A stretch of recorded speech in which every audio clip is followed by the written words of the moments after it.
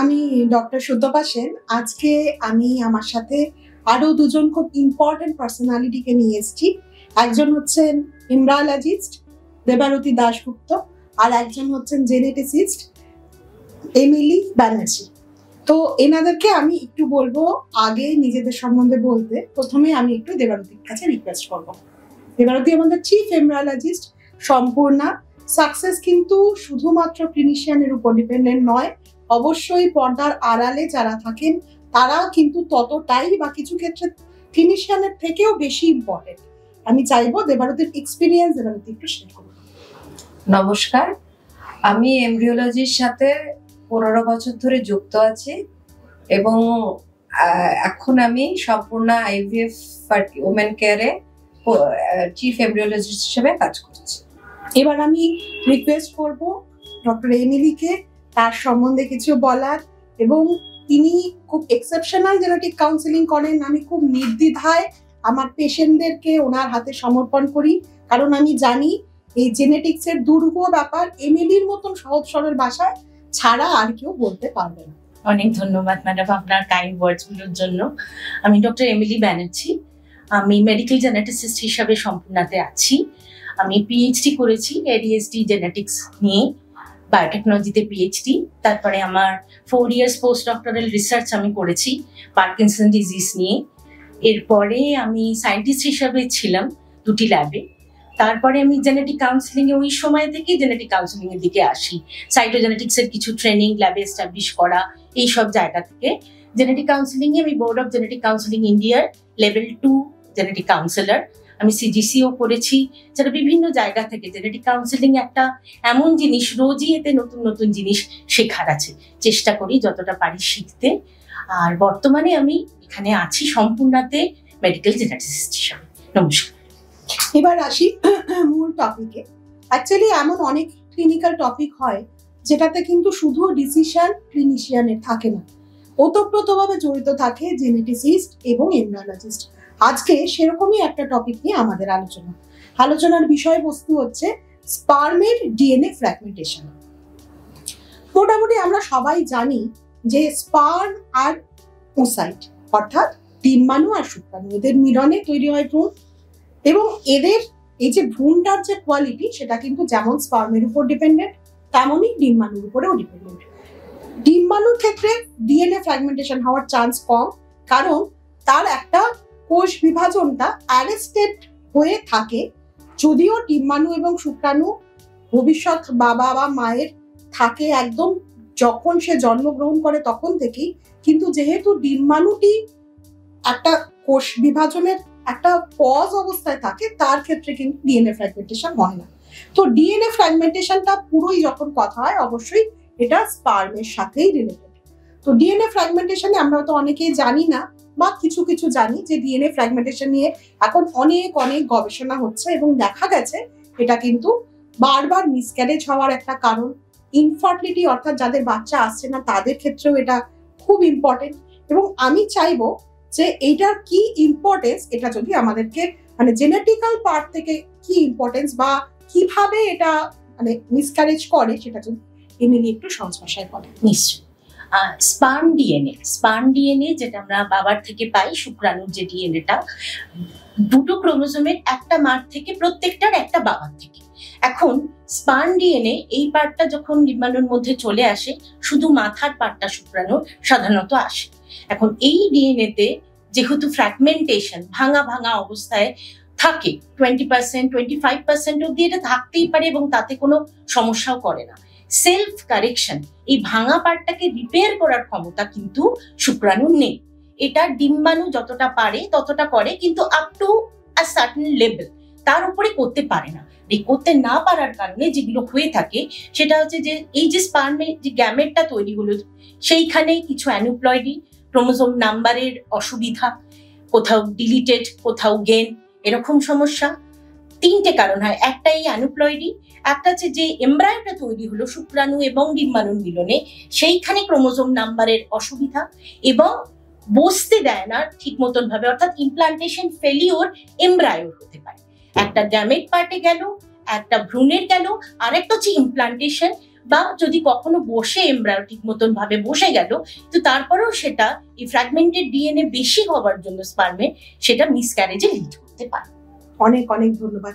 তো সেই কারণেই আমরা কি করি, এই সমস্ত কেসে যাদের ক্ষেত্রে ডিএনএ ফ্র্যাগমেন্টেশন ভাবতে পারি যে আমরা হতে পারে, অর্থাৎ যাদের বারবার মিসক্যারেজ হচ্ছে সেই সব পেশেন্টদের, বা যাদের আমরা স্পার্মে দেখতে পাচ্ছি কিছু প্রবলেম আছে, হয়তো কাউন্ট খুব কম বা মোটিলিটি কম বা মরফোলজি ভালো না, তাদের ক্ষেত্রে, বা যাদের ক্ষেত্রে হাজবেন্ডের বয়স বেশি, আমি আগেই বললাম যে বারবার সেল ডিভিশন হলে এইগুলো বেশি হয়, তো যাদের বয়স বেশি হাজবেন্ডের তাদের অবশ্যই সেই কারণে ডিএনএ ফ্র্যাগমেন্টেশন হওয়ার চান্স বেশি থাকে। তো সেই সব ক্ষেত্রে আমরা কি করি, ডিএনএ ফ্র্যাগমেন্টেশন টেস্টটা সাজেস্ট করি, করেন কে আমাদের এমব্রায়োলজিস্ট।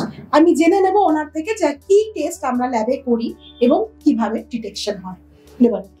স্পার্ম ডিএনএ ফ্র্যাগমেন্টেশন একটি স্পেশাল টেস্ট। আমরা যখন সাধারণ স্পার্ম কিরকম আছে অ্যানালিসিস করি, সিমেন অ্যানালিসিস, সেটার দ্বারা এটা সম্ভব নয়। এটা একটা স্পেশাল টেস্ট, যেই ল্যাবে এটা এই টেস্টের ক্ষমতা রাখে সেখানেই এই স্যাম্পলটা পাঠাতে হবে। কিন্তু এই টেস্টটা খুব যে একটা অসাধারণ কিছু তা না, এর জন্য একটা স্পেশালাইজড কিট দরকার। সেই কিটটার নাম হচ্ছে স্পার্ম ক্রোমা কিট। এই কিটের সাহায্যে আমরা যেটা করি, এই কিটটা কি করে, স্পার্ম ক্রোমাটিন ডিসপারশন টেস্টের মাধ্যমে আমরা হ্যালোর দ্বারা বুঝতে পারি, এবং সেটা নর্মাল ব্রাইট ফিল্ড মাইক্রোস্কোপের সাহায্যে দেখে বোঝা যায় যে কত পার্সেন্টেজ শুক্রাণুর ডিএনএটা ইনট্যাক্ট আছে এবং কত পার্সেন্ট শুক্রাণুর ডিএনএ ব্রেক আছে, ড্যামেজ আছে। তো সেইভাবে আমরা ডিএফআই ইনডেক্স, আমরা যে কিটটা ইউজ করি সেটাতে কত পার্সেন্ট আমরা বলি যে কত পার্সেন্টের উপরে হলে ভালো, ডিএফআই ইনডেক্স ক্যালকুলেশন করে যদি 25%-এর মধ্যে থাকে সেটা ঠিক আছে, আয়ত্তের মধ্যে। 25%-এর বেশিকে আমরা বলি হাই ডিএফআই ইনডেক্স। তো তাদের মধ্যে সমস্যাগুলো যেগুলো আপনারা বলছেন, তো সেই সমস্যাগুলো হতে পারে, যেমন এমব্রিও তৈরির সমস্যা বা মিসক্যারেজের সমস্যা। তো সেই জন্য এই টেস্টটা করে আমরা ওই যে রেজাল্টটা পেলাম তার উপর এবার ক্লিনিশিয়ান নির্ধারণ করবেন যে আমরা কিভাবে এগোতে পারি। এবার যদি এই সমস্যাটা থাকে, এবার ধরুন কারো সমস্যা আছে, তার মানে কি তিনি কি কোনোদিনই বাবা হতে পারবেন না? ব্যাপারটা কিন্তু তা নয়। আমরা কিন্তু ম্যানেজ করতে পারি, বেশ কিছু ক্ষেত্রে পারি, অ্যাটলিস্ট করার চেষ্টা করতে পারি। কিভাবে আমরা সেই করার চেষ্টাটা করি? ডিএনএ ফ্র্যাগমেন্টেশন নিয়ে আরেকটা যেটা খুব ইম্পর্টেন্ট কথা, যেটা না বললেই নয়, সেটা হচ্ছে লাইফস্টাইল মডিফিকেশন। অর্থাৎ সিগারেট স্মোকিং করবেন না, হ্যাঁ, খুব টাইট আন্ডারগার্মেন্টস পরবেন না, অ্যান্টি অক্সিডেন্টস খাবেন, ফ্রেশ ফ্রুটস খাবেন, এইগুলো যদি করা যায়, বা খুব হট এনভায়রনমেন্টে যাবেন না, খুব অনেকক্ষণ ধরে মোটরসাইক্লিং করবেন না, এগুলো যদি করা যায় এবং রেগুলার এক্সারসাইজ এবং ডায়েট যদি প্রপার হয়, তাহলে কিন্তু দেখা যায় যে এই ফ্র্যাগমেন্টেশনের রেট অনেকখানি কম। আর তাছাড়া এমব্রায়োলজি ল্যাবরেটরিতে বেশ কিছু পদ্ধতির মাধ্যমে আমরা চেষ্টা করি, সেই পদ্ধতিগুলো আমি আবার দেবানন্দ থেকে জেনে নিতে চাইবো। যেটা বলা হয়, স্পার্ম যখন তৈরি হচ্ছে শরীরের মধ্যে যদি অনেকদিন জমা হয়ে করে রাখা হয়, তো সেটা আরওএস এর প্রভাব অনেক বেশি পড়ে, তো সেটাও ডিএনএ ফ্র্যাগমেন্টেশনকে বাড়িয়ে দিতে পারে। তো এই সমস্ত ক্ষেত্রে আমরা যেটা বলতে পারি পেশেন্টকে, যে জমা করে না রেখে একদিন অন্তর একদিন প্রসিডিওরের আগে হাজবেন্ড ওয়াইফ রিলেশন করে বা স্পার্মটাকে বের করে দেওয়া, এবং প্রসিডিওরের দিন আমরা ওনাদেরকে সাজেস্ট করব যে প্রথমবার একবার স্পার্মটাকে ফেলে দিয়ে দ্বিতীয়বার আর একটা কালেকশন করে সেটা ল্যাবে দেওয়া, প্রসিডিওরে ব্যবহার করার জন্য। এবং সেটাতে দেখা গেছে যে যাদের ডিএফআই বেশি সেটা অনেকটা কমানো সম্ভব হয় অনেক ক্ষেত্রে। দ্বিতীয়ত আমরা যেটা করতে পারি, আমরা টেস্টিস থেকে ডাইরেক্ট স্পার্মকে বের করে নিতে পারি।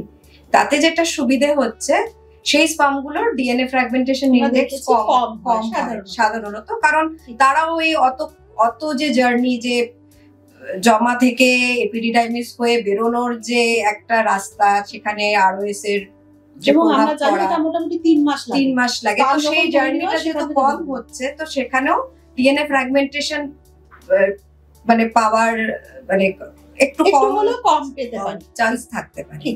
এছাড়া আমরা ম্যাক্স বলে একটি পদ্ধতি হয়, যেটা হচ্ছে ম্যাগনেটিক অ্যাক্টিভেটেড সেল সর্টিং, তার মাধ্যমে আমরা স্পার্মকে সিলেক্ট করতে পারি। তো সেটা সেখানেও অ্যাপোপ্টোটিক স্পার্ম, মানে যে স্পার্ম গুলো মরে ঠিক যাচ্ছে, ঠিক ভালো নয়, নেই। ভালো নেই, বা সেগুলো যাদের থেকে আমরা ডিএনএ বাছাই গুলো করে নিতে ইনট্যাক্ট পারি। নয়, ঠিক। সেগুলোকে ওরা আটকে দিয়ে বাছাই করা স্পার্ম যাদের ডিএনএ ইন্টিগ্রিটিটা ঠিক আছে সেইগুলোকেই আমরা চুজ করতে পারি। ঠিক। এছাড়া আর একটা এখন সবচেয়ে সোজা Advanced মেথড, একটা অ্যাডভান্স এখন একটা এসছে, সেটা হচ্ছে সেন্ট্রিফিউগেশন ব্যবহার না করে স্পার্মটাকে আমরা প্রিপেয়ার করতে পারি।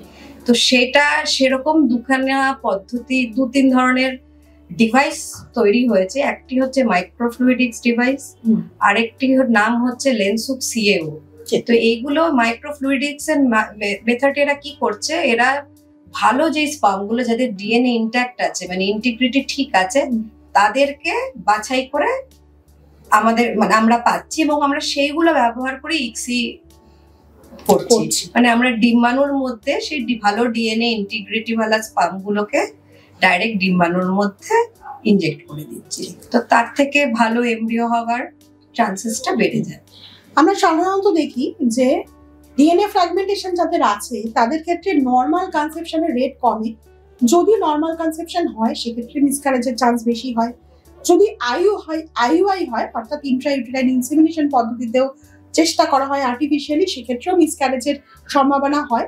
কিন্তু আইভিএফ বা ইক্সিতে তুলনামূলকভাবে আমরা বেটার রেজাল্ট পাই। আমি একটু এমিলির থেকে জেনে নিতে চাইবো যে কেন এই মিসক্যারেজ হওয়ার সম্ভাবনা ডিএনএ ফ্র্যাগমেন্টেশন যাদের বেশি তাদের মধ্যে আমরা দেখতে পাই। এটা যে কটা রিসার্চ রিপোর্ট আছে, আমরা মেটা অ্যানালিসিস বলি, মানে অনেকগুলো রিপোর্ট পাবলিশ হয়েছে, সেগুলোকে তারপরে আমরা একসাথে অ্যানালিসিস করছি। এই প্রত্যেকটা ক্ষেত্রেই বলছে ডিএনএ ফ্র্যাগমেন্টেশন যদি স্পার্মের বেশি থাকে, সেই ক্ষেত্রে আমাদের এমব্রায়োতে আনএমপ্লয়েডই চলে আসছে, অর্থাৎ ক্রোমোজোম যখন ডিভিশনের দিকে যাচ্ছে তখন সেখানে ক্রোমোজোম নাম্বারের সঠিক যে সংখ্যা তা থাকছে না, সেটা চেঞ্জ হয়ে যাচ্ছে। এবং অ্যানুপ্লয়েডি আসা মানেই কিন্তু তাকে ফার্দার ডিভিশনে আমাদের শরীর আর যেতে দেবে না, অ্যালাউ করবে না, অ্যাবনর্মালিটি রেকগনাইজ করবে এবং সেটা যাতে নষ্ট হয়ে যায় তার দিকে তাকে দিয়ে দেবে। সেই কারণের জন্যই সাধারণত আমরা পেয়েছি, কেস কন্ট্রোল স্টাডিগুলোর ক্ষেত্রেও তাই পাওয়া গেছে যে যাদের ডিএনএ ফ্র্যাগমেন্ট ইন্ডেক্স খুব হাই স্পার্মের যেখানে পেয়েছি, সেখানে অ্যানালিসিস করে দেখা গেছে সেই যখন রিকারেন্ট প্রেগন্যান্সি ফেলিওর হচ্ছে সেখানে অ্যানুপ্লয়েডি পিওসি টেস্টিং করে অ্যানুপ্লয়েডি পাওয়া গেছে তুলনামূলকভাবে অনেক বেশি। ওকে, তো আমরা টেক হোম মেসেজ হিসেবে এটা বলতে পারি যে ডিএনএ ফ্র্যাগমেন্টেশন হওয়াটা হয়তো আমাদের হাতে নেই, বিশেষ করে যদি কারোর বয়স বেশি থাকে বা যদি কারো হাজবেন্ডের অন্য কোনো স্ট্রেসফুল কন্ডিশনের কারণে বা বায়োলজিক্যাল কারণে এসে থাকে, তাহলে সেই আশাটা হয়তো তার হাতে নেই। কিন্তু আমরা ধাপে ধাপে তাকে আমরা এমন জায়গায় নিয়ে যেতে পারি যে যাতে তিনি একজন পিতা হতে পারেন ভবিষ্যতে। কি সেই পদ্ধতি? প্রথম কথা হচ্ছে আসতে হবে একজন ফার্টিলিটি স্পেশালিস্টের কাছে, তার সাথে ডিসকাশন করে দরকার পড়লে জেনেটিক কাউন্সেলিং করাতে হবে এবং তারপরে প্রপার ওয়েতে গাইডেড ওয়েতে ডিএনএ ফ্র্যাগমেন্টেশন টেস্ট করতে হবে এবং এই রেজাল্টগুলোর উপর ভিত্তি করে যে ফার্টিলিটি স্পেশালিস্ট তাকে যে সাজেশন দেবেন সেটা মেনে যদি তিনি চলেন, হয়তো অদূর ভবিষ্যতে তিনি পিতা হতে পারবেন। আশা করি ভিডিওটা আপনাদের ভালো লাগলো। আরো প্রশ্ন থাকলে জানাবেন। নমস্কার।